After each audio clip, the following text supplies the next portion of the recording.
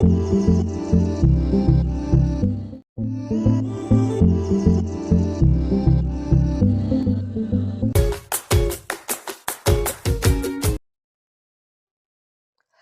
Student, कैसे हैं आप? उम्मीद है आप सब बहुत बढ़िया होंगे। मैं विवेक कुमार शौर्यवंशी आप सबका स्वागत करता हूं एक ब्यूटीफुल सी चैनल पे जिसका नाम है मेगा माइंड्स ट्यूटोरियल्स। अभी तक हम लोगों ने पिछले वीडियो में सॉल्यूशन चैप्टर में राउल्स लॉ तक खत्म कर चुके थे। मतलब हम समझ चुके थे कि राउल्स लॉ क्या होता है। और एक बात याद रखिएगा, राउल्स लॉ या हेनरी लॉ से डायरेक्टली क्वेश्चन नहीं पूछे जाते। जैसे कि पहला क्वेश्चन मैं आपसे दे दूं, सपोज दैट ये पहला क्वेश्चन मैंने आपसे लिखा। अब वो कह रहा है कि 1 molar solution is prepared by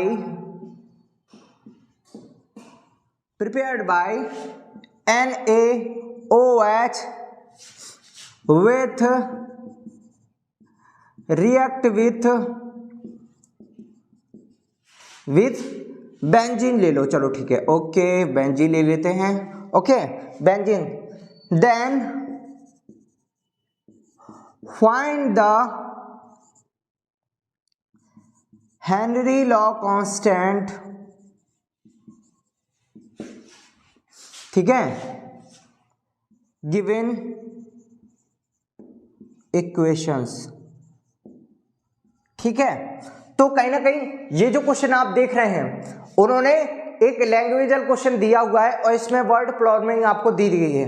आप ये क्वेश्चन देखकर आप ये सोचेंगे कि कहीं ना कहीं आपको ना ही उसका गिवन मास दिया गया है, समझ में आ गया, और ना ही यहाँ पर मोलैलिटी या मोलैलिटी का कोई जिक्र किया गया है, या फिर आप देखेंगे कहीं पर प्रेशर भी नहीं दिया हुआ है। और जहां तक हमने जो हेनरी लॉ में पढ़ा था, हेनरी लॉ में पढ़ा था pressure is equal to KH into X. ठीक है, P बराबर क्या था हमारा? प्रेशर था। ठीक है, अच्छा X बराबर क्या था आपका? मोल फ्रैक्शन था। क्या था? X बराबर क्या था? Mole fraction. तो कहीं ना कहीं हमने जो पढ़ा था हेनरी लॉ कांस्टेंट के लिए, और मैंने ये भी बताया था कि अलग अलग गैस के लिए अलग अलग हेनरी कांस्टेंट की वैल्यू होती है। समझ में आ गया? अब यहां पर देखो, यहां पर दिया गया 1 molar solution is prepared by the NaOH with react with the benzene, then find the Henry law constant given equations. ठीक है, तो यहां पर आप देखेंगे हमें दो चीज की जरूरत होती है, एक प्रेशर की और एक मोल फ्रैक्शंस की। किसकी? एक तो प्रेशर होना चाहिए हमारे पास और दूसरा क्या होना चाहिए? मोल फ्रैक्शन होना चाहिए। और यहां पर हमें देखिए ना कहीं कुछ चीज दी गई, ना ही मोल फ्रैक्शन दिया गया है, ना मोलैलिटी दी गई है, ना मोलैलिटी दी गई है, ना ही कोई गिवन मास दिया गया है। तो इस प्रकार देखो यहां पर ये एक वर्ड दिया गया है 1 मोलर, इस पे कांस्टेंट रखिएगा। क्वेश्चन आया हो 2019 में, सेम इसी तरीके का क्वेश्चन आया, केवल मैंने वैल्यू चेंज की है, पैटर्न वही है क्वेश्चन का। सेम यही क्वेश्चन 2019 में आया नीट के एग्जाम में। किसमें? नीट के एग्जाम में। चाहो तो आप चेक कर लीजिएगा, मैं जितने भी क्वेश्चन करवाऊंगा सारे क्वेश्चन कहीं ना कहीं नीट से ही रिलेटेड बताऊंगा आपको। जितने भी क्वेश्चन करवाऊंगा सारे नीट से रिलेटेड। और देखो लाइन बाय लाइन से क्वेश्चन पूछे जाते हैं। आप बुक उठा लीजिए, जो आपके स्कूल में बुक चलती है उसी बुक की मैं बात कर रहा हूं, मेन कोर्स की जो बुक होती है उसी बुक के लाइन टू लाइन क्वेश्चन पूछे जाते हैं। ज्यादातर आप अदर बुकों में ना भटकें। जैसे कि ये क्वेश्चन है, ये सेम टू सेम 2019 में ऐसे ही क्वेश्चन पूछा गया। अच्छा, इसको सॉल्व कैसे करेंगे आप? क्योंकि ना ही यहाँ पर मोलैलिटी दी गई है और ना ही कोई गिवन मास दिया गया है और ना ही मोल फ्रैक्शन दिया गया है। चलो कैसे फाइंड करेंगे, देखो कैसे फाइंड करेंगे। जैसे कि सपोज दैट यहाँ पर 1 मोलर वर्ड दिया गया है। क्या दिया गया है? 1 मोलर वर्ड दिया है। तो 1 मोलर वर्ड का मतलब ही समझ लीजिए कि जो 1 मोलर लिखा है ये आपको क्या दी गई है? ये आपको मोलैलिटी दी गई है। क्या दी गई है? मोलैलिटी दी गई है। क्या दी गई है? मोलैलिटी दी गई है।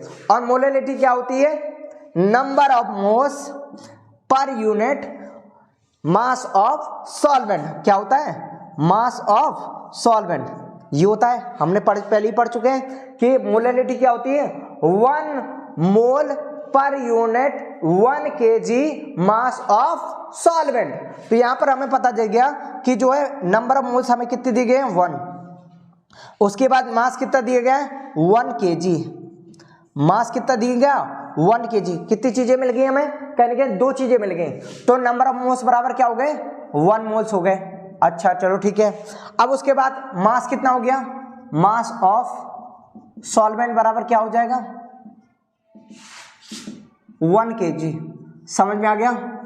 अब यहां पर दे दो सॉल्यूट क्या दिया गया है, NaOH, सॉल्वेंट क्या दिया गया है, बेंजीन। ठीक है, सॉल्यूट क्या है, NaOH, और सॉल्वेंट क्या है यहां पर, बेंजीन।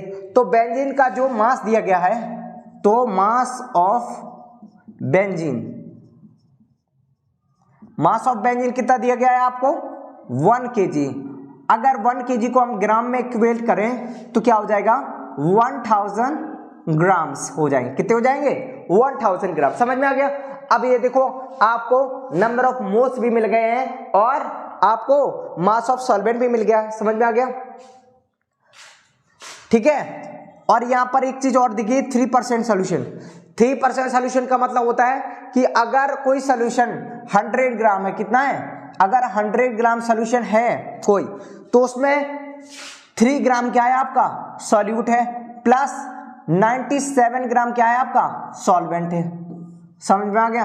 अगर उसने 3% दे रखा है तो आपका 3 ग्राम जो है आपका सॉल्यूट है और 97 ग्राम आपका क्या है, सॉल्वेंट है। समझ में आ गया।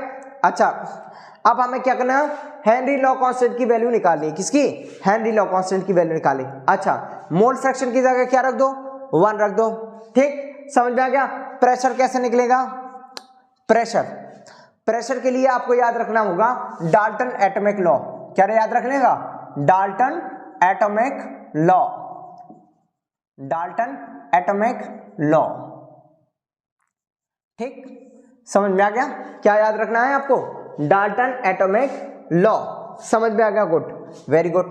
अच्छा यहां पर अगर आप इस P में अगर आप नंबर ऑफ मोल्स 1 पुट कर देंगे KH बराबर, तो ये जो प्रेशर होगा वो किसके इक्वल हो जाएगा, ये किसके इक्वल हो जाएगा, ये हेनरी लॉ कांस्टेंट के इक्वल हो जाएगा आपका क्या, प्रेशर। देखो सिंपल सा क्वेश्चन था, उसने बाकी सब चीजें जो है आपको कंफ्यूज करने के लिए दी गई। नीट में क्या होता है कि एक बार क्या होगा, कुछ भी नहीं देगा, सब कुछ छुपा रहेगा और आपसे पूछेगा, और एक बार क्या होगा आपको बहुत सारी चीजें दी होगी और आपको क्या किया जाएगा, कंफ्यूज किया जाएगा। जैसे कि इसमें कंफ्यूज किया गया था, ये 3% सॉल्यूशन या 1 मोलर। ठीक है, 1 मोलर का तो काम था, ये 3% सॉल्यूशन का कोई काम नहीं था। 1 मोलर से हमें पता चल गया कि सॉल्यूशन हमें कितना बनाना है, 1 मोल का बनाना है। 1 मोल वैल्यू पुट करी तो हमारा प्रेशर आ गया किसके, हेनरी लॉ के कांस्टेंट के इक्वल। अब उसके बाद ऑप्शन इसमें क्या दे देगा, वो आंसर तो आप जान गए कि जो है हेनरी लॉ किसके इक्वल हो जाएगा, प्रेशर के इक्वल। तो जब भी 1 मोलर सॉल्यूशन बनाने को कहेगा तो हेनरी लॉ में हमेशा प्रेशर किसके इक्वल होगा, हेनरी लॉ कांस्टेंट के इक्वल। मतलब जितना प्रेशर आप देंगे वही उसका हेनरी लॉ कांस्टेंट वैल्यू हो गई। जैसे कि सपोज दैट अगर मैंने 0.03 बार अगर प्रेशर दिया तो यही आपका जो है हेनरी लॉ कांस्टेंट वैल्यू भी हो जाएगी, यही आपकी क्या हो जाएगी, हेनरी लॉ कांस्टेंट। क्योंकि हमने यहां से रिलेशन निकाल दिया कि अगर यहां पर 1 मोल पुट करेंगे तो आपका प्रेशर किसके इक्वल हो जाएगा, हेनरी लॉ कांस्टेंट के इक्वल हो जाएगा। समझ में आ गया, किसके इक्वल, हेनरी लॉ। ओके अच्छा दूसरी बात ये देखते हैं, और दूसरा क्वेश्चन जो इसी से रिलेटेड आया हुआ है। ठीक, वो क्वेश्चन जो अब मैं नेक्स्ट कराने जा रहा हूं वो 2017 में आया हुआ है। किसमें, 2017 में आने गया। अच्छा उसमें क्वेश्चन में क्या दिखा है, देखो एक और क्वेश्चन हम आपको बता रहे हैं, बहुत अच्छा क्वेश्चन है, सिंपल है, ज्यादा टफ कभी भी नीट में एग्जाम में कभी भी ज्यादा टफ क्वेश्चन नहीं पूछे जाते हैं। ज्यादातर क्वेश्चन बहुत ही सिंपल होते हैं, बस आपको थोड़ा सा दिमाग लगाना होता है, क्योंकि नीट एग्जाम में प्रेशर बहुत ज्यादा होता है, इसलिए अधिकतर स्टूडेंट गलती करते हैं। ठीक है, गलतियां हमेशा प्रेशर से ही होती हैं। काफी स्टूडेंट ऐसे होते हैं जिनको वो क्वेश्चन आ रहा होता है, लेकिन क्या होता है कि वो प्रेशर के मारे वो क्वेश्चन बता नहीं पाते। जैसे एक क्वेश्चन है, calculate the molarity of a solution containing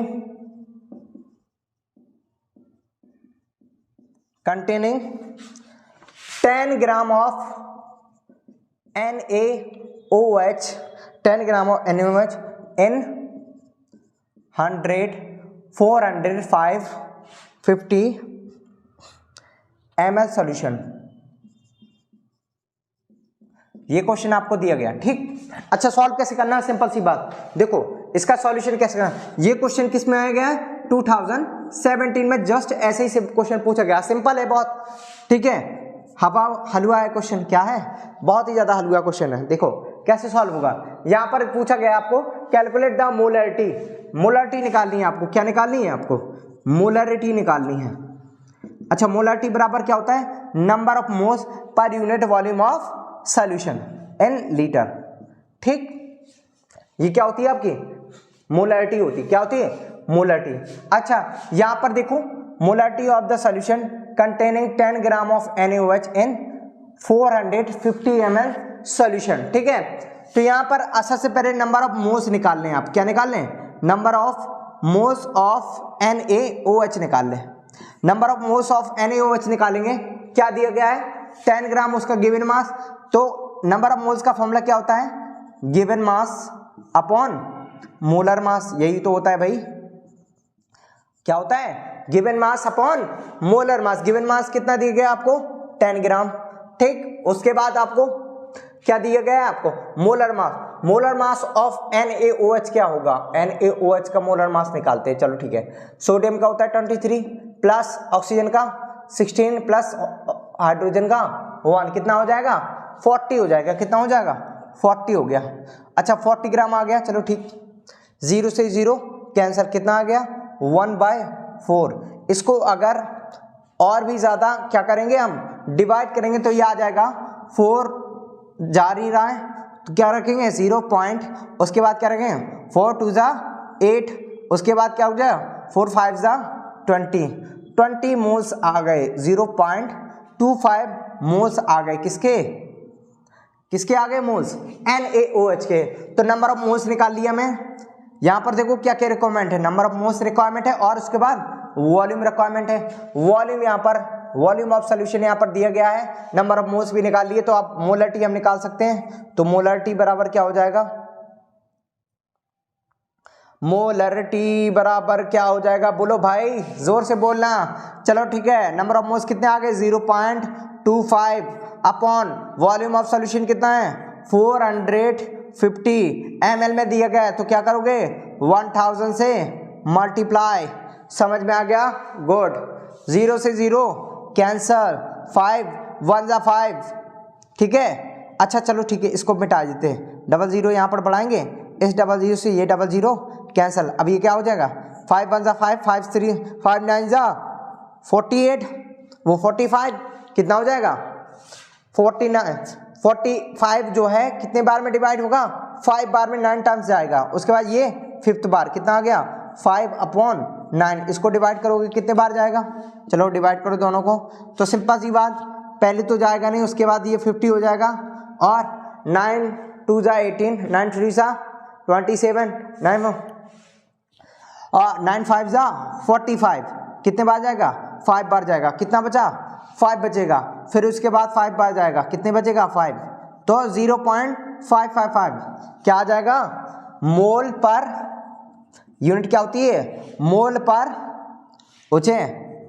क्या होती है लीटर, मोल पर लीटर, ये क्या हो जाएगी आपकी मोलरिटी आ जाएगी। समझ में आ गया, सिंपल सा क्वेश्चन था, कुछ नहीं करना हमको, सिंपल सी बात ऐसे कैलकुलेट करना है। आप सब ध्यान रखिए, नीट में कभी भी बहुत ज्यादा डिफिकल्ट क्वेश्चन नहीं आता है, समझ में आएगा, हमेशा सिंपल क्वेश्चन पूछेगा, बस आपको थोड़ा सा दिमाग लगाना पड़ेगा, थोड़ा सा इनडायरेक्टली हो जाता है क्वेश्चन बस।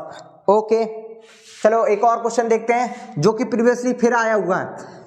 जितने भी क्वेश्चन करवाऊंगा बेटा एक बात याद रखना, जितने भी क्वेश्चन करवाऊंगा वही क्वेश्चनों में से नीट में क्वेश्चन लाएंगे, ये प्रॉपर है, समझ में आ गया, उससे बाहर कहीं नहीं आएगा। सिंपल सी बात, 20 साल के पेपर्स में खाए बैठा हूं, बिल्कुल 20 साल के पेपर, प्रीवियस ईयर पेपर मैंने रिवीजन किए हुए हैं और पूरे टॉपिक्स देखे हुए हैं, किस टॉपिक से कहां से क्वेश्चन आता है नीट में, ठीक है, उनकी क्या स्ट्रेटेजी होती है, ठीक है। इसलिए प्लीज विश्वास करिएगा, हमारी वीडियो को लाइक सब्सक्राइब और शेयर करिएगा दोस्तों में, ठीक है, क्या करिएगा शेयर करिएगा, क्योंकि आपके शेयर और लाइक से हमें एनर्जी मिलती है और हमें काम करने की और भी ज़्यादा प्रेरणा मिलती है। समझ में आ गया? गुड। हम बूस्टअप होते हैं, क्या होते हैं? हम बूस्टअप होते हैं आपके शेयर्स और लाइक की वजह से। समझ में आ गया? गुड। सबको एनर्जी की जरूरत से होती है, ठीक है। अच्छा, दूसरा क्वेश्चन जो है चुन चुन के क्वेश्चन लाया हूँ आपके लिए। अच्छा, सेकंड क्वेश्चन, ये भी आपको क्या हुआ है, प्रीवियस ईयर क्वेश्चन है, ठीक है।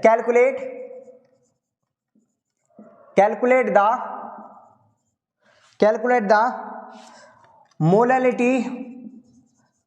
पिछले क्वेश्चन में मोलैलिटी पूछा गया था, इसमें क्या पूछा गया है? मोलैलिटी पूछा गया। मोलैलिटी ऑफ, ठीक है, 0.5 ग्राम, अच्छा, of ethanoic acid,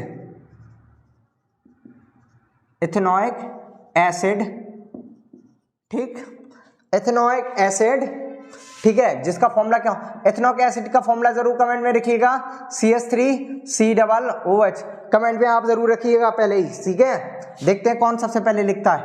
in 75 gram of benzene, ठीक, समझा गया? क्या हो जाएगा? Calculate the molality of 0.5 gram of ethanoic acid in, ठीक है, 75 ग्राम ऑफ इथेनोइक एसिड। पहले मोलैलिटी पूछा था, अब क्या पूछ रहा है? मोलैलिटी पूछ रहा है। ये भी क्वेश्चन आया हुआ है 2015 में आया हुआ है, ठीक है। किसमें? 2015 में ये क्वेश्चन पूछा गया था। उसमें पूछा गया था calculate the molality of 0.5 gram of ethanoic acid CH3COOH in 75 gram of benzene. Question आया समझ में? क्या निकालने को बोल रहा है? सबसे पहले यहां लिख लो, मोलैलिटी निकालनी है। क्या निकालनी है? मोलैलिटी। तो सबसे पहले याद रखिएगा क्वेश्चन सॉल्व करने का तरीका। देखो पहले क्या पूछा गया है, जो पूछा गया है उसका फॉर्मूला लिख लो। तो मोलैलिटी का फॉर्मूला क्या होता है? Number of moles of per unit mass of solvent. Mass of क्या होता है? सॉल्वेंट होता है। समझ में आ गया? अच्छा, यहां पर गिवन मास दिया गया है, नंबर ऑफ मोल्स निकाल सकते हैं किसके? इथेनोइक एसिड के। चलो ठीक है, number of moles of ethanoic acid, ठीक। सबसे पहले इथेनोइक एसिड के क्या निकाल लेंगे हम? नंबर ऑफ मोल्स निकाल लेंगे, ठीक है। गिवन मास कितना दिया गया है? 0.5 ग्राम। अच्छा, मोलर मास कितना होगा? इथेनोइक एसिड यहां पर लिख लो फॉर्मूला, CH3COOH। क्या होगा? कार्बन क्या होता है? 12 इंटू हाइड्रोजन 3 प्लस, ठीक है, कार्बन फिर 12, उसके बाद प्लस ऑक्सीजन कितना? 2 इंटू 16 प्लस, उसके बाद क्या हो जाएगा? हाइड्रोजन। अच्छा, 1 और 3 4 हो जाएंगे, और 4 4 24 प्लस 4 प्लस, अच्छा 32 हो जाएगा। क्या हो जाएगा? 32। ऐड करो, सबको ऐड करो, ये क्या हो जाएगा? 28 हो जाएगा। 28 इसमें जीरो कितना हो जाएगा? 40 और 60 हो जाएगा। कितना हो जाएगा? 60 हो जाएगा। 60 ग्राम आ गया। क्या आ गया? मोलर मास आपका कितना आ गया? 60 ग्राम। यहाँ पर पुट कर रहे हो 60 ग्राम, ठीक है। पॉइंट हटाओगे, जीरो बढ़ाओगे, क्या आ जाएगा? ठीक है, 1 0 से 0.0, यहाँ पर 1 0 बढ़ेगी, उसके बाद फिर नहीं जा रहा, फिर 0 बढ़ाओ, ठीक है, फिर भी नहीं जा रहा, 1 0 और बढ़ाओ, फिर ठीक है। अब कितने बार जाएगा? 8 बार जाएगा। कितने बार? 8 बार। कितना बचेगा?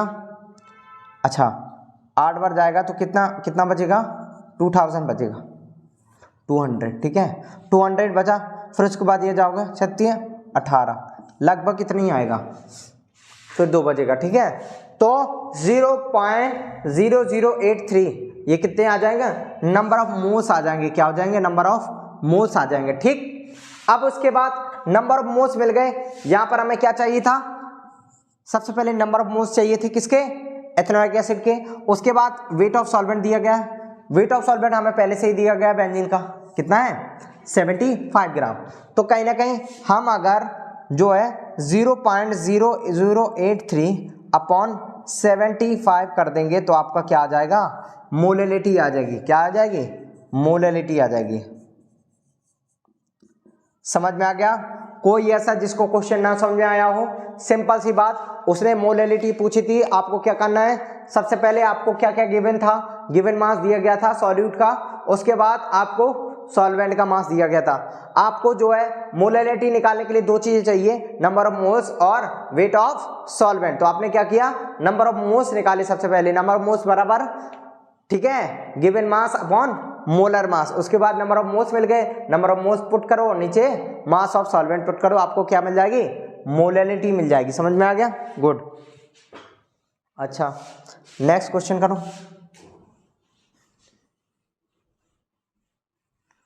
ओके ओके ओके भाई, हाँ एनर्जेटिक रहो जिंदगी में, जब तक एनर्जेटिक नहीं रहोगे जब तक जिंदगी में कुछ नहीं कर पाओगे भाई। एनर्जी का खेल है हर जगह, अपने दिमाग को जितना चला सकते हो, दिमाग के घोड़े जितने दौड़ा सकते हो नीट के लिए दौड़ाओ, तभी नीट निकाल पाओगे, क्योंकि 16-17 लाख लोग फॉर्म भरते हैं, उसमें सेलेक्ट होना है सिर्फ 5-6 हज़ार को, तो कहीं ना कहीं उनसे ज़्यादा तेज भागना पड़ेगा ही, ये बात सत्य है, परम सत्य, ठीक, कहीं ना कहीं, ठीक है। अब हम दूसरा जो टॉपिक उठाने वाले हैं, अब हम सबसे पहले राउट लॉ को उठाते, किसको, राउट्स लॉ, क्या निकालते हैं, राउट्स लॉ। अच्छा राउट्स लॉ क्या होता है, सबसे पहले हमने आपको हेनरी लॉ पढ़ाया, क्या पढ़ाया, हेनरी लॉ पढ़ाया। हेनरी लॉ क्या था, P = KH(x). यहां पर जो आता है, जो हमारे राउट्स लॉ थे उन्होंने बात की, इन्होंने जो है प्योर या हम कहें वॉलेटाइल सॉल्यूट की या वॉलेटाइल लिक्विड की बात नहीं की थी, इन्होंने कोई भी वॉलेटाइल शब्द का यूज नहीं किया, ठीक है, इन्होंने क्या नहीं किया, वॉलेटाइल शब्द का यूज नहीं किया। ये कह रहे थे किसी भी गैस को अगर लिक्विड में घोलना हो तो कहीं ना कहीं उसका प्रेशर बढ़ाना पड़ेगा, क्या करना पड़ेगा, अगर आप प्रेशर बढ़ाएंगे तो उसकी सॉल्युबिलिटी बढ़ेगी, किसमें, गैस की सॉल्युबिलिटी बढ़ेगी लिक्विड में घुलने की। अच्छा जो हमारे राउट्स लॉ के थे, अच्छा राउट्स लॉ क्या कहते थे कि सपोज दैट इसमें कोई वॉलेटाइल सब्सटेंस भरा हुआ है, अच्छा कोई वॉलेटाइल लिक्विड भरा हुआ है, समझ में आ गया, तो यहाँ पर कितने होंगे, सब वॉलेटाइल, क्योंकि प्योर फॉर्म में, किस फॉर्म में, अगर ये प्योर फॉर्म में तो यहाँ पर सब वॉलेटाइल पार्टिकल होंगे, जो वॉलेटाइल लिक्विड है उसी के पार्टिकल होंगे। तो कहीं ना कहीं अगर ये वॉलेटाइल है, वॉलेटाइल का मतलब क्या होता है, जैसे कि आपके पेट्रोल हो गया, वॉलेटाइल मतलब वो आसानी से क्या हो सकता है, इवापोरेट हो सकता है, क्या हो सकता है, इवापोरेट हो सकता है, ठीक है। तो जैसे ही आप वॉलेटाइल लिक्विड भरा तो कहने कि ये इवापोरेट होंगे, तो ये पार्टिकल क्या बनेंगे, निकल के स्पेस में भागेंगे, मतलब वेपर में चेंज होंगे, ठीक। अब अगर सपोज दैट इसी में अगर नॉन वॉलेटाइल ऐड कर दिया जाए, क्या याद कर दिया, नॉन वॉलेटाइल सब्सटेंस ऐड कर दिया जाए, समझ में। अच्छा पहले क्या था, सब वॉलेटाइल पार्टिकल थे, इस सर्विस को कवर किए होते, अब उसको सपोज दैट एक वॉलेटाइल और एक नॉन वॉलेटाइल, एक वॉलेटाइल एक नॉन वॉलेटाइल, एक वॉलेटाइल एक नॉन वॉलेटाइल, एक नॉन। अब जो सरफेस है वो सरफेस पे केवल वॉलेटाइल सब्सटेंस नहीं है, बल्कि नॉन वॉलेटाइल के भी पार्टिकल प्रेजेंट हैं। अब उसके बाद जितनी वेपोराइज करने की क्षमता इसकी होगी, उतनी वेपोराइज करने की क्षमता उसकी नहीं हो सकती, क्योंकि कहीं ना कहीं सपोज दैट ये पार्टिकल है, मान लो वॉलेटाइल सब्सटेंस के, ये भरे हुए हैं, अगर ये निकलना चाहें तो यहाँ से निकल सकते हैं, यहाँ से निकले तो टकरा के फिर से वापस आना पड़ेगा, क्योंकि ये वॉलेटाइल नहीं है, समझ में आ गया। तो इस प्रकार से यहाँ पर जो पार्टिकल निकल पाएंगे वो यहाँ से और यहाँ से पर्टिकुलर जगह से निकल पाएंगे, तो कहीं ना कहीं नंबर ऑफ पार्टिकल की संख्या कम नहीं होगी, क्या होगे, नंबर ऑफ मोल्स कम हो जाएंगे, इसमें नंबर ऑफ मोल्स क्या होगी, ज्यादा होंगी, इसमें नंबर ऑफ मोल्स कम हो जाएंगे, समझ में आएगा, मतलब समझ में आएगा, इसमें वेपोराइजेशन ज्यादा होगा, इसमें वेपोराइजेशन कम होगा, कहीं ना कहीं समझ में आ गया। अच्छा इसी प्रकार से इन्हें राउस ने जो इक्वेशन दी, उन्होंने बताया था, राउस ने उन्होंने कहा था P = P0, ठीक है, और एंड x ये दिया था। तो यहाँ पर जो उन्होंने हेनरी ने अपना हेनरी लॉ कांस्टेंट दिया था, क्या दिया था, KH क्या था हमारा, हेनरी लॉ कांस्टेंट। उसी प्रकार जो राउस थे, राउस ने हेनरी लॉ कांस्टेंट का यूज नहीं किया, उन्होंने इसकी जगह क्या ले लिया, इनिशियल प्रेशर ले लिया। सपोज दैट क्या ले लिया, इनिशियल, जब वो कोई भी सब्सटेंस प्योर वॉलेटाइल सब्सटेंस जो था उसका जो है वेपर प्रेशर कितना था वो P0 से डिनोट करेंगे, ठीक है। और उसके बाद जब उसमें नॉन वॉलेटाइल ऐड कर दिया गया उसके बाद उसका प्रेशर कितना है, वो क्या है, ये वो प्रेशर है, ठीक है। ये जो प्रेशर है जब जो है वॉलेटाइल सब्सटेंस के साथ आपने नॉन वॉलेटाइल ऐड कर दिया, और ये तब का है जब वो प्योर फॉर्म में था, केवल क्या था, प्योर फॉर्म में। और यहीं से हमें एक और कॉन्सेप्ट मिलता है, यहीं से हमें एक और कॉन्सेप्ट मिलता है, एक आइडियल सॉल्यूशन का और एक नॉन आइडियल सॉल्यूशन का। किसका, आइडियल का और नॉन आइडियल सॉल्यूशन का, ठीक है। यहीं से मिलता है हमें आइडिया, किससे, राउथ्स लॉ से। राउथ्स लॉ हमें बताता है कि जो है आइडियल सॉल्यूशन क्या होता है और नॉन आइडियल सॉल्यूशन क्या होता है। सिंपल सी बात, एक इक्वेशन आपने पढ़ी होगी, PV इक्वल टू nRT, पढ़ी है कभी, कभी पढ़ी होगी, हालांकि अभी याद नहीं होगी लेकिन कुछ को याद होगी। PV इक्वल टू क्या होता है, nRT। P क्या होता है, प्रेशर, V क्या होता है, वॉल्यूम, N कहता है नंबर ऑफ मोल्स, R क्या होता है, यूनिवर्सल गैस कांस्टेंट, टेम्परेचर क्या होता है, T के बराबर क्या होता है, टेम्परेचर। समझ में आ गया। तो इसके हिसाब से तो आइडियल और नॉन आइडियल क्या था, जो राउथ्स लॉ को कंप्लीटली फॉलो करे वो क्या है, आइडियल सॉल्यूशन, और जो राउथ्स लॉ को कंप्लीटली फॉलो ना करे वो क्या होता है, नॉन आइडियल सॉल्यूशन। जैसे कि सपोज दैट इसमें पार्टिकल भरे हुए हैं, सपोज दैट ए पार्टिकल भरे हुए हैं, कितने, ए, ठीक है। दूसरा कंटेनर ले लिया, इसमें बी पार्टिकल भरे हुए हैं, क्या भरे हुए हैं, बी, हर जगह क्या भरे हुए हैं, बी। और जो तीसरा पार्टिकल है उसमें क्या भरे हुए हैं, ए बी भरे हुए हैं, क्या, ए बी भरे हुए हैं, ठीक है। क्या भरा हुआ है, ए बी भरा हुआ है, पहले में ए, दूसरे में बी, तीसरे में ए बी भरा हुआ है। समझ में आ गया। अच्छा, ये कैसे होगा, तो जो इनके बीच में फोर्स ऑफ अट्रैक्शन लग रहा होगा ना, ए बी के बीच में फोर्स ऑफ अट्रैक्शन लग रहा होगा, बी के बीच में फोर्स ऑफ अट्रैक्शन लग रहा होगा, जिसको हम एंटर मॉलिक्यूलर फोर्स भी कहते हैं। क्या कहते हैं, एंटर मॉलिक्यूलर फोर्स। इनके बीच में क्या लग रहा होगा, enter molecular force, enter molecular force लग रहा होगा, ठीक है। इसके ऊपर भी क्वेश्चन आ रहा है, ध्यान से देखिएगा। अभी क्वेश्चन मैं पूछूंगा अभी और सॉल्व भी करवाऊंगा, देखना। जिन को लग रहा है कि सर ये क्या बता रहे हैं, बहुत शॉर्ट है, लेकिन कहीं ना कहीं नीट जो होता है वो ये नहीं सोचता कि वो सरल कॉन्सेप्ट से दे रहा है या कठिन, वो कहीं से भी आपको दे सकता है। समझ में आ गया। लॉजिकल चीजें पूछेगा, वो कैसे पूछेगा देखो। अभी इसके ऊपर भी क्वेश्चन करवाएंगे हम बहुत अच्छे जो शायद आप जवाब भी ना दे पाएंगे, ठीक है। और आप सोचेंगे कि कहीं ऐसे भी क्वेश्चन हो सकते हैं इस टॉपिक से। क्या हो गया, इंटरमॉलिक्यूलर फोर्स क्या हो गया, सेम होता है। जैसे ए पार्टिकल, दोनों सेम टाइप के पार्टिकल है, क्या है, ए क्या है, सेम टाइप के पर, तो इनके बीच में जो फोर्स ऑफ अट्रैक्शन होगा वो भी सेम होगा। समझ में आ गया। इसी प्रकार यहां पर जो बी पार्टिकल हैं, इनके बीच में जो फोर्स ऑफ अट्रैक्शन होगा या इंटरमॉलिक्यूलर फोर्स होगा वो कहीं ना कहीं इन दोनों के लिए सेम होगा। मतलब ये जितना फोर्स इस पे लगाएगा उतना ही ये फोर्स इस पे लगाएगा। उसी प्रकार दोनों सेम है तो ये भी इसके ऊपर जो फोर्स लगाएगा उतना ही इक्वल फोर्स ये भी लगाएगा, ठीक है, क्योंकि सेम है। और यहाँ पर देखो, यहाँ पर क्या है, डिफरेंट है। क्या है, सी में आप देखो, ये मान लो ए बी का ले लो, इसको बी का ले लो, इसको सी बी का ले लो। तो जो ए में है, ए के बीच में जो इंटरेक्शन है वो कहीं ना कहीं सेम है, बी के बीच में इंटरेक्शन सेम है। और उसने ये भी कह दिया कि जो ए के बीच में जो इंटरेक्शन है वही बी के बीच में इंटरेक्शन है। मतलब ए के बीच में जो इंटरेक्शन है इज इक्वल टू वही इंटरेक्शन क्या है, बी के बीच है। मतलब जितना इंटरमॉलिक्यूलर फोर्स ए के बीच में लग रहा है, ए पार्टिकल के बीच में, उतना ही मॉलिक्यूलर फोर्स बी के बीच में भी लग रहा है, ठीक है। और यही सेम अगर हम इसको ए बी बना दें तो ए बी भी कहीं ना कहीं सेम होगा, इनके बीच का इंटरेक्शन ये सेम होना चाहिए। अगर ये कंडीशन फॉलो हो रही है, मतलब इसके बीच का इंटरमॉलिक्यूलर फोर्स, इसके बीच का इंटरमॉलिक्यूलर फोर्स और इसके बीच का मॉलिक्यूलर फोर्स अगर सेम हो जाए तो कहीं ना कहीं वो क्या हो गया, आइडियल सॉल्यूशन हो गया। क्या हो गया, आइडियल। अच्छा देखो, आइडियल मतलब समझ रहे हो, मतलब बहुत ही ज्यादा जेंटलमैन टाइप का आदमी, जो मतलब अपने से बड़ों की पूरी बात मानता है, समझ में आ गया, वो होते हैं आइडियल, है ना। तुम किसी को राह चलते भी आइडियल नहीं बनाते, जब उसकी कोई जो खूबी आपको अच्छी लगती है या उसकी कोई जो क्वालिटी होती है वो अगर पसंद आती है आपको, तब उसका आइडियल बनाते हैं। समझ में आ गया। उसी पर मैं ये कह रहा हूँ, अगर इनके बीच में जो क्वालिटी है और इनके बीच में जो क्वालिटी है वही क्वालिटी ए बी के बीच में भी होनी चाहिए, तब वो क्या होगा, आइडियल सॉल्यूशन होगा। अगर इसके बीच में क्वालिटी है, इसके बीच में सेम क्वालिटी है और इसके बीच में सेम क्वालिटी ना हुई तो फिर क्या हो जाएगा, नॉन आइडियल सॉल्यूशन। क्या हो जाएगा? Non ideal solution. अच्छा, इससे क्वेश्चन कैसे पूछे जाते हैं ये भी बताएंगे। ठीक है, समझ में आ गया? आइडियल और नॉन आइडियल समझ में आ गया आपको? Good, very good.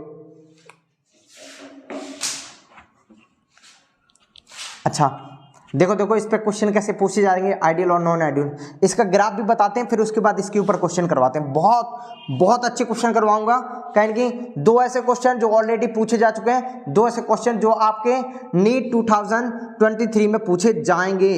हो सकता है ऐसा, मतलब बहुत ज़्यादा चांसेस हैं। ठीक, क्या है?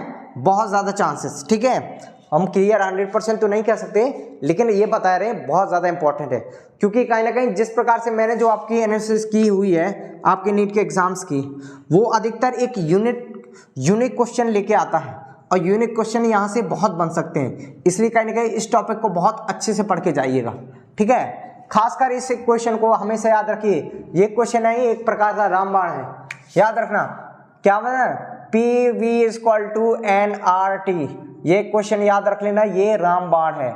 बहुत सारे क्वेश्चन तुम भला ही इसके चैप्टर में एंटर ना करो, ये दूसरे चैप्टर में भी लग जाता है। क्या होता है? PV = nRT। ये क्वेश्चन जरूर याद रखना। ठीक, अच्छा उसके बाद ग्राफ देखते हैं, आइडियल और नॉन आइडियल। ठीक है, अभी तक हमने आइडियल और नॉन आइडियल सॉल्यूशन देखे। अच्छा, आइडियल और नॉन आइडियल में भी 2 भाग होते हैं। क्या? जो आपका नॉन आइडियल सॉल्यूशन होता है वो भी 2 टाइप का होता है, नॉन आइडियल सॉल्यूशन। ये भी कितने टाइप का होता है? 2 टाइप का होता है। एक होता है क्या? Positive deviation. एक क्या होता है? Positive deviation. और दूसरा क्या होता है? Negative deviation.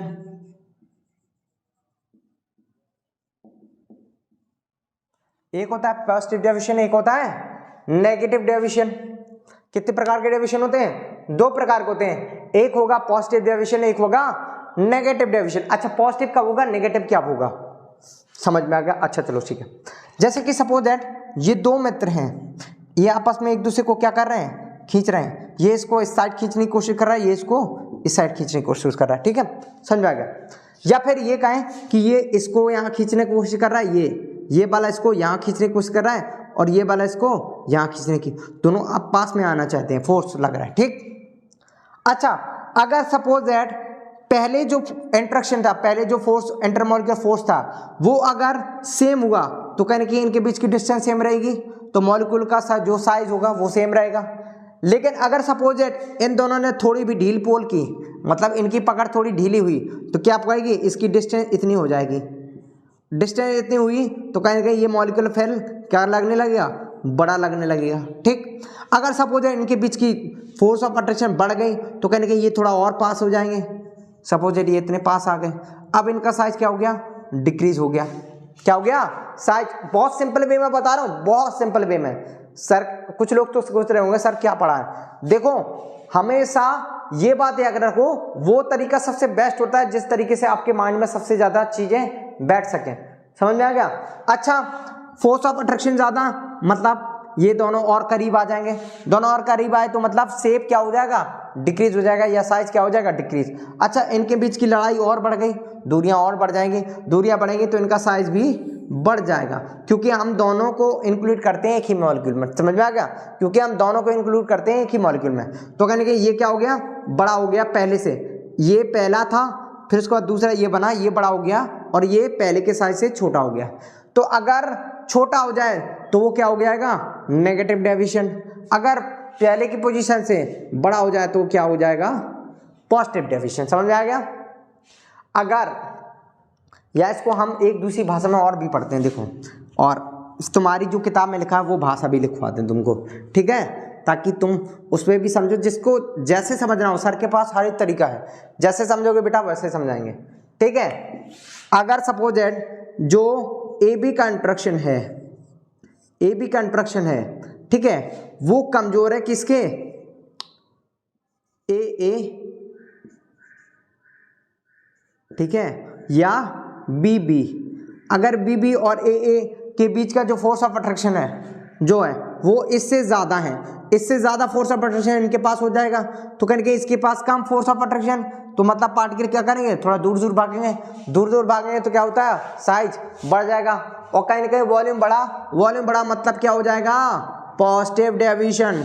और अगर सपोज एट ए बी के बीच का इंटरेक्शन ज्यादा है, किससे, ए से, किससे ज्यादा होगा, ए से ज्यादा हो जाएगा और बी से ज्यादा हो जाएगा, तब क्या हो जाएगा, तब हो जाएगा नेगेटिव डेविएशन। इसमें क्या करेगा, वॉल्यूम डिक्रीज करेगा, इसमें वॉल्यूम क्या करेगा, इंक्रीज करेगा, इसमें वॉल्यूम इंक्रीज करेगा, इसमें वॉल्यूम डिक्रीज करेगा। समझ में आ गया, एक में वॉल्यूम इंक्रीज कर रहा है, एक में वॉल्यूम क्या कर रहा है, डिक्रीज कर रहा है। ये क्या हो गया, जिसमें वॉल्यूम बढ़े वो क्या है, पॉजिटिव डेविएशन। जब भी चीजें बढ़ती हैं हमें अच्छा लगता है, मुनाफा जब बढ़ता है हमें अच्छा लगता है, तो क्या कहेंगे हम, पॉजिटिव डेविएशन। जब हमारा खर्चा होता है, ये पैसा कहीं गिर जाता है, तो क्या होता है, हमारे दिमाग में बहुत दिमाग खराब होने लगता है, गुस्सा आने लगती है, चिड़चिड़ापन, तो कहने का ये क्या होता है, नेगेटिव डेविएशन है। क्या है, नेगेटिव थॉट आने लगते हैं। जब भी आपका पैसा बेफालतू में बर्बाद चला जाए तो आपके अंदर क्या आएंगे, नेगेटिव थॉट आएंगे, तो इसलिए इसको क्या कहा गया, नेगेटिव डेविएशन। ये क्या है, पॉजिटिव डेविएशन। समझ में आ गया। अच्छा, तीनों के वो भी देख लेते हैं, क्या, फिगर, क्या देख लेंगे, फिगर और ग्राफ भी देख लेते कैसे बनेगा, देखो। अच्छा, हमेशा देखना, देखो क्वेश्चन क्या पूछा जाएगा तुमसे इसमें से, क्वेश्चन पूछा गया है प्रीवियस ईयर में, क्या हुआ, 2019 में क्वेश्चन पूछा गया है, विच कंडीशन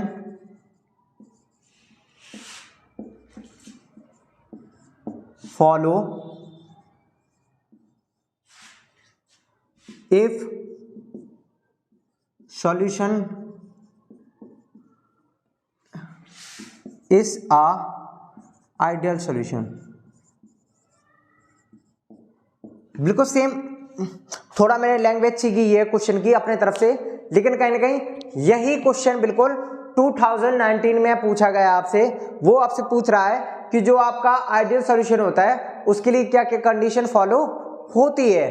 समझ आ गया। पहले ऑप्शन में उसने दे दिया आपको चेंज इन गिब्स एनर्जी बराबर क्या हो जाएगा, 0। क्या ये सही है। दूसरा ऑप्शन उसने दे दिया आपको चेंज इन एंथैल्पी 0 है। तीसरा ऑप्शन आपको दे दिया चेंज इन एंट्रोपी 0 है। फोर्थ ऑप्शन आपको दे दिया कि आपको नन ऑफ अबव, मतलब इनमें से कोई नहीं। 4 ऑप्शन है आपके पास। आपसे पूछा गया है which condition follow if solution is a ideal solution. तो आइडियल सॉल्यूशन के लिए कौन सी कंडीशन फॉलो करती है, मतलब आइडियल सॉल्यूशन होगा सॉल्यूशन तो उसमें कौन सी चीज है जो चेंज उसका 0 के इक्वल होगा, बता सकते हो। पहली बात तो ये गिब्स एनर्जी कभी भी 0 नहीं हो सकती। अगर गिब्स एनर्जी 0 हुई तो वो रिएक्शन पॉसिबल नहीं होगी, वो रिएक्शन ही होगी। समझ में आ गया। सिंपल सी बात, गिब्स एनर्जी पॉजिटिव कब आती है, नेगेटिव कब आती है, इसका भी हम बता दें। जब कोई भी रिएक्शन अपने आप हो रही हो वो क्या होती है, तब उसके बाद गिब्स एनर्जी की वैल्यू क्या होती है, नेगेटिव। अगर कोई रिएक्शन को एनर्जी दे के करवाया जा रहा है तो क्या होती है, पॉजिटिव आता है इसका चेंज। समझ में आ गया। अच्छा, change in entropy, change in entropy positive तब आती है जब आपकी कोई भी रिएक्शन अपने आप परफॉर्म हो रही हो, ठीक है, मतलब उसकी रैंडमनेस सबसे ज्यादा हो। और अगर सपोज कोई जबरदस्ती करके करवा रहा हो तो उसके लिए क्या होती है, नेगेटिव होती है। दोनों का उल्टा खेल है। चेंज इन एंट्रोपी और चेंज इन गिब्स एनर्जी का दोनों उल्टा खेल है।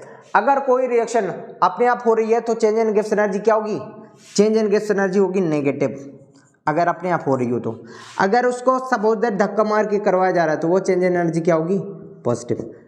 इतना याद रखिएगा। समझ में आ गया। तो कहने के 2 ऑप्शन तो आपके खत्म हो गए, क्योंकि मैंने आपको बताया इस तरह की रिएक्शन में चेंज इन गिब्स एनर्जी भी 0 नहीं हो सकता या चेंज इन एंट्रोपी भी 0 नहीं हो सकता। ऐसा नहीं। देखो अभी क्लास 12th के हिसाब से है ये कॉन्सेप्ट, बात याद रखना। अगर आप बीएससी के हिसाब से जाएंगे, एमएससी के हिसाब से जाएंगे, हमसे पूछो हमने बीएससी की हुई है, उसके आगे एमएससी भी होगी, ठीक है। तो कहीं ना कहीं हमने पढ़ा है कि क्लास 12 तक तो ये रूल फॉलो होगा, लेकिन अगर सब बीएससी एमएससी पढ़ेंगे हम तो कहेंगे वहां ये फॉलो। तो कुछ स्टूडेंट होते हैं जो कहने लगते हैं अरे सर मैंने उसमें पढ़ा था, कोई बीएससी या एमएससी कोई स्टूडेंट करेगा, अरे सर ये आगे तो ये रूल नहीं चल रहा है, तो हम उनके हिसाब से नहीं बता रहे, अभी केवल हम चल रहे हैं नीट के हिसाब से। तो नीट में ही रहिए, हमारा मेन फोकस है आपके नीट एग्जाम के ऊपर। हमने जो भी क्वेश्चन करवा रहे हैं आपको वही क्वेश्चन चुनिंदा क्वेश्चन करवा रहे हैं, वही टॉपिक चुनिंदा करवा रहे हैं जो आपके नीट में श्योरली आते हैं। समझ में आ गया? अच्छा, मैंने क्या कहा, change in Gibbs energy zero नहीं हो सकता, चेंज इन एंट्रोपी जीरो नहीं हो सकता, तो कहने के ये दोनों ऑप्शन क्या हो गए, कट हो गए, मतलब इनसे आइडियल सॉल्यूशन का कोई लेना देना नहीं है। दो ऑप्शन बते, एक होता है नन ऑन अबव बचा है और एक बता चेंज इन एंथैल्पी बचा है। क्या है? Change in enthalpy. तो मैंने आपको बताया था आइडियल सॉल्यूशन में, तो अगर इसके बीच का जो फोर्स ऑफ अट्रैक्शन है ए बीच का इक्वल टू है बी के बीच का फोर्स ऑफ अट्रैक्शन, क्या है बी के बीच में, और वाई इक्वल है ए बी के बीच का इंट्रैक्शन। जब दोनों के बीच में भाई इंट्रैक्शन सेम है, मतलब सेम वर्क हो रहा है, तो कहने की एनर्जी भी तो क्या होगी, चेंज होगी। तो कहने की अगर चेंज इन एंथैल्पी इनिशियली इसकी 4 जूल थी तो फाइनली भी इसकी 4 जूल रही, तो कहने के क्या हो जाएगा, ये चेंज इसका हो जाएगा 0। तो इसका मतलब यही ऑप्शन आपका ऑप्शन नंबर बी करेक्ट होगा। क्या हो गया? ऑप्शन नंबर बी क्या होगा, करेक्ट हो जाएगा। मतलब चेंज इन एंथैल्पी क्या होती है, 0 होती है। कब? जब आइडियल सॉल्यूशन होगा। दो चीजें याद रखना, एक चेंज इन एंथैल्पी 0 होगी और एक चेंज इन प्रेशर 0 हो जाएगा। ठीक, समझ में आ गया? गुड, अच्छा गुड। हेनरी लॉ खत्म हो गया। अच्छा, ideal and non ideal solution के जो क्या देख लें हम, ग्राफ देख लें। देखो ग्राफ से भी क्वेश्चन पूछे गए, देखो किस प्रकार से पूछे गए ग्राफ से क्वेश्चन। चलो देखते देखते ग्राफ का भी एक क्वेश्चन देख लेते हैं। हर चीज का हर एक क्वेश्चन करवाऊंगा मैं, देखते रहिएगा हर एक वीडियो को आराम से। ऐसा नहीं कि भैया 10 मिनट देखा और क्या कर दिया, स्किप कर दिया, अरे सर इसमें तो कुछ है नहीं। अरे बेटा, जब पूरा वीडियो देखोगे तभी तो जान पाओगे इस वीडियो में माल मटेरियल क्या क्या है। समझ में आ गया? कहते नहीं कि किनारों पे खड़े होकर समुद्र की गहराई नहीं नापी जाती। समुद्र की गहराई नापना है तो उसके अंदर कुछ ना कुछ आपको इक्विपमेंट डालना पड़ेगा। ठीक है, आप केवल ही किनारे में खड़े होकर नहीं बता सकते कि इसकी गहराई कितनी है। उसके अंदर जब आप इक्विपमेंट डालेंगे तब जाके आपको पता चलेगा कि उसके अंदर गहराई कितनी है। ठीक है गुड गुड। आज वो गाना मुझे बहुत अच्छे से याद आ रहा है, सरफरोशी की तमन्ना अब हमारे दिल में है, देखना है नीट कितना बाजुएं कातिल में है। ठीक है, तो नीट एग्जाम कितनी मुश्किलें खड़ी कर सकता है तुम लोगों के आगे, कहने के लिए उससे आगे तुम्हें प्रयास करना होगा। ठीक, एक तरफ डाल लो आइडियल सॉल्यूशन, एक तरफ क्या डाल लो, आइडियल सॉल्यूशन, दूसरी तरफ डाल लो नॉन आइडियल सॉल्यूशन। क्या डाल लो, नॉन आइडियल सॉल्यूशन। ठीक है, और नॉन आइडियल को 2 भागों में डिवाइड कर दो, एक नेगेटिव डेविएशन और एक होता है क्या, पॉजिटिव डेविएशन। क्या होगा, एक होगा पॉजिटिव डेविएशन, एक होगा नेगेटिव डेविएशन। समझ में आ गया? अच्छा, आइडियल सॉल्यूशन क्या होता है? आइडियल सॉल्यूशन वो सॉल्यूशन होता है जिसमें क्या होगा, चेंज इन एंथैल्पी, या पहले इनिशियली मैं लिख दूं, इनिशियली मैं क्या लिख दूंगा कि जैसे सपोज दैट ए एक पार्टिकल दी गया हूं, ए के बीच का जो फोर्स ऑफ अट्रैक्शन है वही फोर्स ऑफ अट्रैक्शन बी के बीच का होगा, वही force of attraction A B के बीच का होगा। तो मतलब वो सॉल्यूशन क्या होगा, आइडियल सॉल्यूशन, पहली कंडीशन। दूसरी कंडीशन क्या है कि मतलब उसकी चेंज इन एंथैल्पी क्या होनी चाहिए, 0 होनी चाहिए। तीसरी कंडीशन क्या होती है कि मतलब चेंज इन क्या हो जाएगा, तीसरी कंडीशन चेंज इन प्रेशर भी क्या होना चाहिए, 0 होना चाहिए। चौथी कंडीशन क्या हो जाएगी, चेंज इन गिब्स एनर्जी क्या होगी, नेगेटिव होगी। ठीक है, पांचवी कंडीशन क्या होगी भाई, चेंज इन एंट्रोपी क्या होगी, पॉजिटिव होगी। ये सारी कंडीशन याद रखने किसके लिए, आइडियल सॉल्यूशन के लिए। समझ में आ गया? अच्छा, पॉजिटिव और नेगेटिव डेविएशन के लिए क्या होना चाहिए। अच्छा, यहाँ पर डेविएशन और लिख दें, वरना कुछ बच्चे कहेंगे सर आपने डेविएशन नहीं लिखा, है ना। क्या कहेंगे कुछ बच्चे, कहेंगे सर आपने डेविएशन नहीं लिखा, आपको डेविएशन नहीं आता, ये आपको कंप्लीटली नहीं आता, है ना। क्या कहने लगते बच्चे कि आपको पता ही नहीं है कि केवल पॉजिटिव और नेगेटिव नहीं होता। अरे बताओ भी तो क्या होता है, पॉजिटिव और नेगेटिव डेविएशन पे जाओ, जान लो, देख लो कि सर को पता है ना। सिंपल सी बात, पहली कंडीशन क्या होगी इसमें, अगर नेगेटिव डेविएशन होगा तो कहीं ना कहीं ए और बीच का जो बी के बीच का जो फोर्स ऑफ अट्रैक्शन है वो ज्यादा होगा किससे, ए के इंटरेक्शन से, किससे, ए के इंटरेक्शन से और बी के इंटरेक्शन से। मतलब ए और बी की इंटरेक्शन से ज्यादा होगा, ये क्या होती है नेगेटिव डेविएशन की कंडीशन। पॉजिटिव डेविएशन की कंडीशन, जो ए बी के बीच का जो फोर्स ऑफ अट्रैक्शन है वो कम होगा किससे, ए से और प्लस बी से। समझ में आ गया, इतना समझ लो। अच्छा ये हो गया। दूसरी कंडीशन, यहां पर जो होगा चेंज इन एंथैल्पी क्या होगी, जीरो नहीं होगी। यहां पर भी चेंज इन एंथैल्पी क्या होगी, जीरो नहीं होगी। अरे भाई सिंपल सी बात, ठीक। दूसरी बात, तीसरी बात क्या होगी, चेंज इन प्रेशर भी क्या होगा, जीरो नहीं होगा। और चेंज इन प्रेशर अगर सपोज दैट ये नेगेटिव डेविएशन है तो इसका जो चेंज इन प्रेशर है वो कहीं ना कहीं जीरो से क्या होगा, कम ही होगा।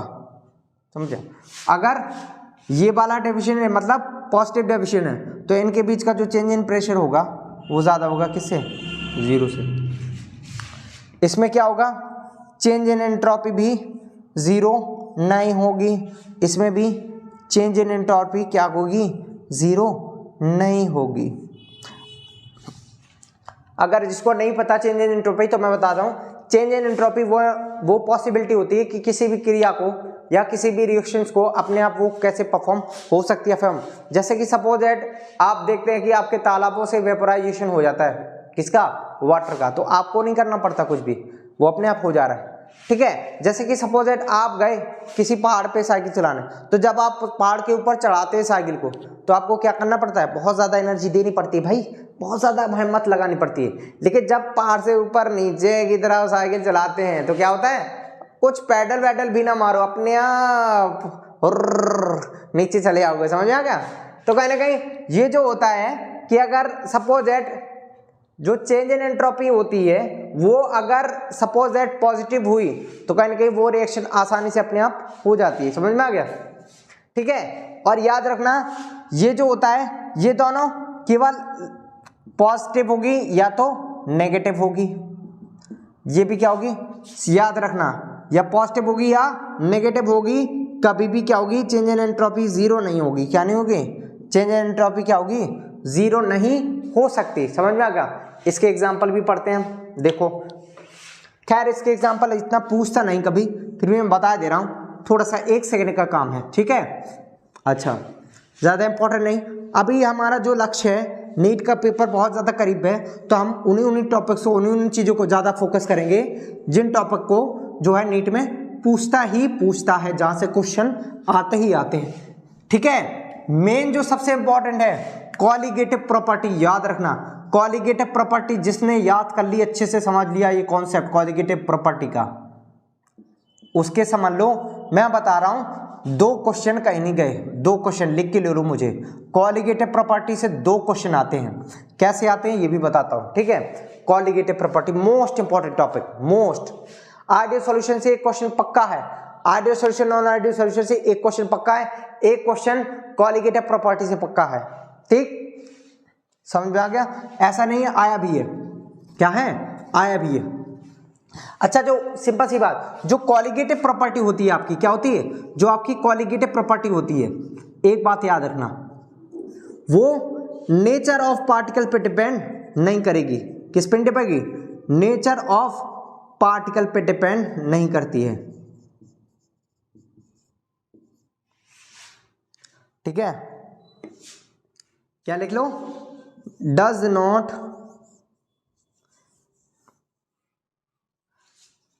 यहां लिख लो, colligative property does not depend upon nature of particle in solution, ठीक। जो आपकी कॉलिगेटिव प्रॉपर्टी जो होती है वो कभी भी नेचर ऑफ पार्टिकल पे डिपेंड नहीं करेगी। जैसे कि सपोज दैट किसके बीच में फोर्स ऑफ अट्रैक्शन कितना ज्यादा है, किसके बीच में फोर्स ऑफ अट्रैक्शन कम है, तो कॉलिगेटिव प्रॉपर्टी को इससे कुछ मतलब नहीं है, वो क्या करेगा मतलब। और दूसरा नेचर ये हो गया कि जैसे कोई पार्टिकल इतना बड़ा है, दूसरा पार्टिकल कितना छोटा है। जैसे कि एक सपोज एक कंप्लीट पार्टिकल है, ये बहुत साइज में बहुत बड़ा है, और दूसरा एक कंप्लीट पार्टिकल है वो साइज में बहुत छोटा है, तो दोनों को एक ही पार्टिकल गिना जाएगा कोलिगेटिव प्रॉपर्टी के हिसाब से, उसका साइज जो है मैटर नहीं करेगा। यही बात मैं कहना चाहता हूं। और दूसरी बात, पहले पॉइंट था, दूसरा पॉइंट, ठीक है, ये नंबर ऑफ पार्टिकल पे डिपेंड करती है। किस पे डिपेंड करेगी? नंबर ऑफ पार्टिकल पे, मतलब कितने पार्टिकल हैं, बड़े कितने हैं उससे कोई मतलब नहीं। जैसे कि सपोज दैट एक डब्बे में एक जो पार्टिकल है वो सपोज दैट इतना बड़ा है, दूसरा पार्टिकल इतना छोटा है, ठीक है, एक पार्टिकल इतना बड़ा है, दूसरा पार्टिकल इतना, तो ऐसा नहीं कह दोगे कि भाई सर ये जो पार्टिकल है इसके कंपैरिजन में बहुत छोटा है, ये कहीं ना कहीं 3-4 गुना होगा तब जाके एक पार्टिकल ये बनेगा। तो ऐसा नहीं होगा, ऐसा नहीं होगा कि इसको हम 4 पार्टिकल गिने, नहीं, ये पूरा एक पार्टिकल गिना जाएगा, ये भी पूरा एक पार्टिकल गिना जाएगा, ये भी एक पूरा, ये भी एक पूरा, समझना। तो उसके साइज वाइज नेचर पे डिपेंड नहीं करेगा, केवल किस पे डिपेंड करेगा? नंबर ऑफ पार्टिकल पे। समझ में आ गया? तो कोलिगेटिव प्रॉपर्टी का मेन फंडा यही है कि कोलिगेटिव प्रॉपर्टी जो होती है वो नेचर ऑफ पार्टिकल पे डिपेंड नहीं करती, बल्कि नंबर ऑफ पार्टिकल पे डिपेंड करेगी। समझ में आ गया? ओके। जैसे कि सपोज दैट मैं एक रिएक्शन बता रहा हूं,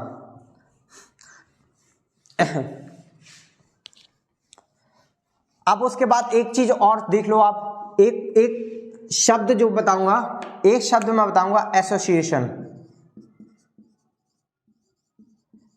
एक बताऊंगा क्या? एसोसिएशन, दूसरी क्या बताऊंगा? डिसोसिएशन। एक बताऊंगा एसोसिएशन, डिसोसिएशन। एसोसिएशन मतलब एसोसिएट मतलब जुड़ना, क्या होता है? जुड़ना, ठीक है। और अच्छा, डिसोसिएट मतलब अलग होना, क्या होना? अलग होना। अच्छा, समझ आ गया? जैसे कि सपोज दैट आपने क्या लिया? HCl लिया, ठीक, HCl को पानी में डाला, क्या टूट जाएगा? H+ और Cl-, मतलब यहां पर देखो, यहां पर एक ही पार्टिकल था, एक क्या था? एक पार्टिकल, ठीक है। यहां पर कितने हो गए? एक ये पार्टिकल हो गया, एक ये हो गया, 1+2 हो गए, कितने हो गए? 2 हो गए, ठीक। यहां पर क्या था? एक पार्टिकल, और वहां पर कितने बन गए? प्रोडक्ट में 2 पार्टिकल बन गए, तो यहां पर क्या हुआ है? डिसोसिएशन हुआ है। क्या हुआ है? डिसोसिएशन हुआ है। अब एसोसिएशन क्या होता है? सपोज दैट आप CH3COOH का होल ट्वाइस ले लो, ठीक, क्या ले लो? 2 CH3COOH ले लो, तो ये क्या करेगा? ये दोनों आपस में क्या करते जाते हैं? जुड़ जाते हैं। क्या हो जाते हैं? जुड़ जाते हैं। क्या बना लेते हैं? CH3COOH/2। अच्छा, कुछ लोग कह रहे होंगे सर यहाँ आपने नीचे 2 लगा दिया और यहाँ आपने आगे 2 लगा दिया, कह रहे इसमें क्या फर्क है? फर्क है भैया, क्या है? फर्क है। इसका स्ट्रक्चर बना लो, क्या बनेगा? CH3 मतलब एक H क्या हो जाएगा? यहाँ, एक H यहाँ, एक H यहाँ, ठीक। CO, यहाँ पर क्या कर लो? डबल बॉन्ड O, और यहाँ पर क्या होगा? सिंगल बॉन्ड H और H, ये हो जाएगा, ठीक। अच्छा, इसके 2 पार्टिकल प्लस एक और बना लो ऐसे ही, CH3 C double bond O और H, ये होगा, ठीक। अब लेकिन अगर इसका स्ट्रक्चर बनाओ जाओगे तो यहाँ पर क्या हो? अलग अलग 2 पार्टिकल है, एक ये है और एक ये है, 2 हो गए आपस में, इसलिए यहाँ पर पार्टिकल की संख्या कितनी है? 2, और यहाँ पर की पार्टिकल की संख्या क्या है? 1 है। कैसे 1 हुई ये भी बताते हैं, देखो कैसे 1 हुई। H H H, ठीक, C डबल बॉन्ड O, यहाँ O और H। दूसरा जो पार्टिकल आएगा यहाँ पर वो इससे हाइड्रोजन बॉन्डिंग करेगा H से, क्या करेगा? हाइड्रोजन बॉन्डिंग करेगा किससे?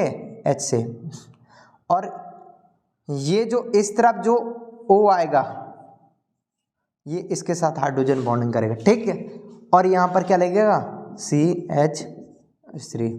अच्छा, यहाँ पर क्या था? दोनों CH3 क्या है? अलग है। एक ये CH3 अलग है और दूसरा ये CH3 अलग है। यहाँ पर क्या हो गया, ये CH3 ने आपस में रिएक्शन कर ली और आपस में दोनों क्या हो गए, जुड़ गए हो, मतलब एसोसिएट हो गए। क्या हो गए, एसोसिएट हो गए। तो यहां पर क्या हो गया, एसोसिएट हो गए। यहां आपने कितने पार्टिकल डाले थे, 2, एक ये हो गया और एक ये हो गया, 2 डाले थे, और यहां प्रोडक्ट में जाके ये दोनों जुड़कर आपस में एक हो गए। तो इसको क्या कहते हैं, एसोसिएशन, उसको क्या कहते हैं, डिसोसिएशन। समझ में आ गया। अच्छा चलो, अच्छा दोनों को एक ही सिंबल से डिनोट किया जाता है, किससे, अल्फा से। अल्फा को हम डिग्री ऑफ एसोसिएशन भी कहते हैं, डिग्री ऑफ डिसोसिएशन भी कहते हैं। समझ में आ गया। अच्छा इसको निकालना भी बताएंगे अभी, अल्फा को निकालना, ठीक, समझ में आ गया, गुड गुड। अच्छा उसके बाद जो हमारा नेक्स्ट टॉपिक आता है वो होता है डिप्रेशन इन फ्रीजिंग पॉइंट। क्या आएगा, डिप्रेशन इन फ्रीजिंग पॉइंट। अच्छा हम क्वालिटेटिव प्रॉपर्टी कितने प्रकार की होती है, क्वालिटेटिव प्रॉपर्टी लिखे दे रहे हैं पहले, कितने प्रकार की होती है, क्वालिटेटिव प्रॉपर्टी, ठीक। पहली जो होती है, ठीक है, ठीक है, वो क्या है, elevation in boiling point.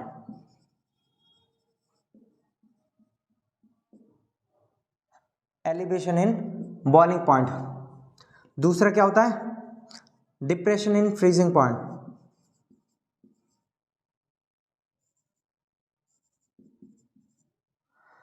Depression in freezing point, ठीक। उसके बाद तीसरी जो क्वालिटी होती है वो क्या होती है, क्या होती है, ऑस्मोटिक प्रेशर। क्या होता है, ऑस्मोटिक प्रेशर।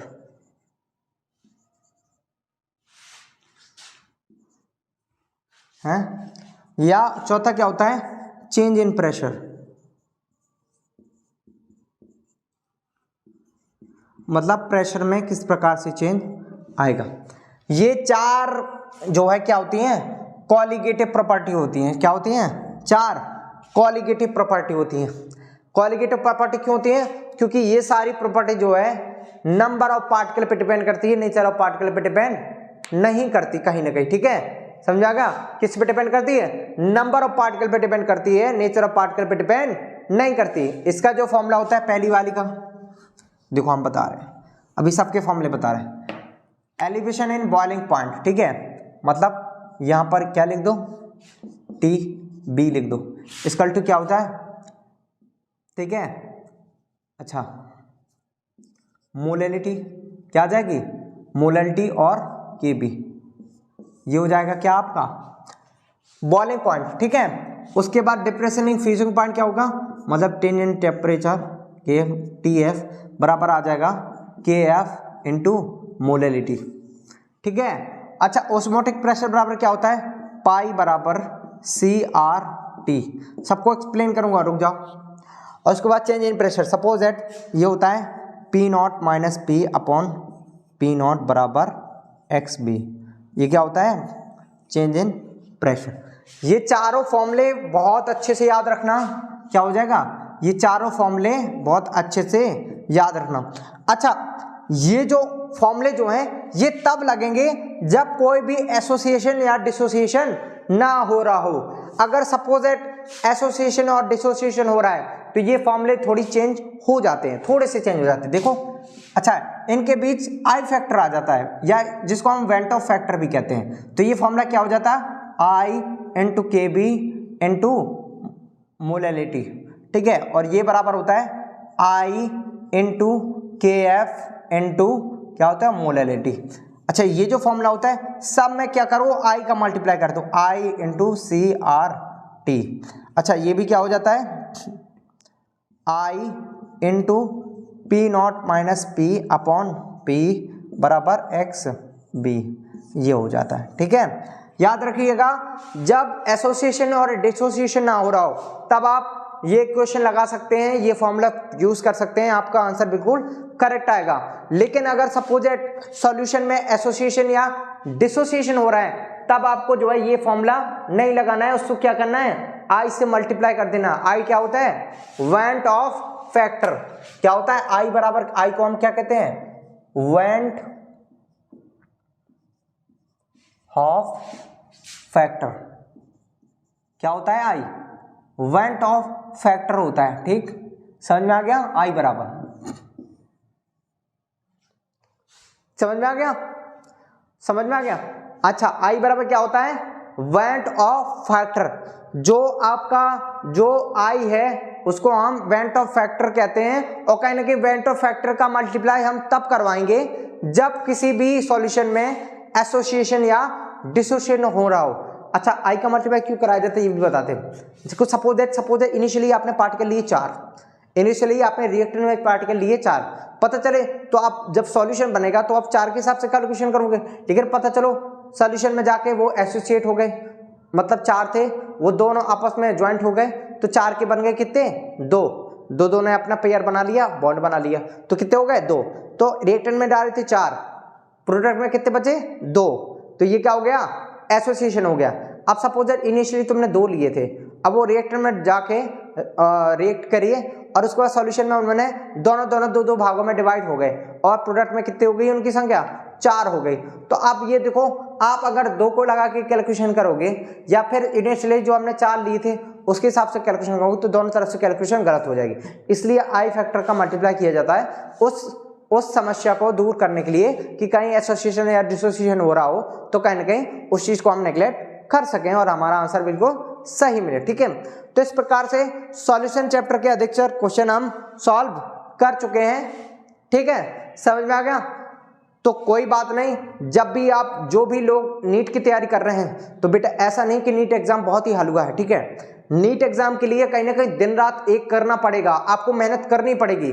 मेहनत के अलावा कोई और आपके पास ऑप्शन नहीं कि आप किसी और चीज से, या सपोज दैट कुछ कह रहे हैं कि भक्ति मंत्र कर लें कि भैया 24 घंटा महादेव की पूजा कर लें और पेपर पास हो जाए, या फिर कहें कोई कि भैया अरे नहीं हम तो नकल कर लेंगे। तो इस बात पे भी ध्यान रखना, नीट का जो एग्जाम है केवल लक पे डिपेंड बहुत कम करता है, 0.0001% डिपेंड करता है लक पे, लेकिन 99.9% डिपेंड करता है आपकी किस पे, मेहनत पे।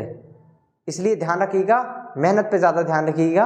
ठीक है, और लक के भरोसे मत रहिएगा। ठीक है, मेहनत ही आपका हथियार होना चाहिए। Okay, all the very best for all student, your bright future. Okay, thank you so much.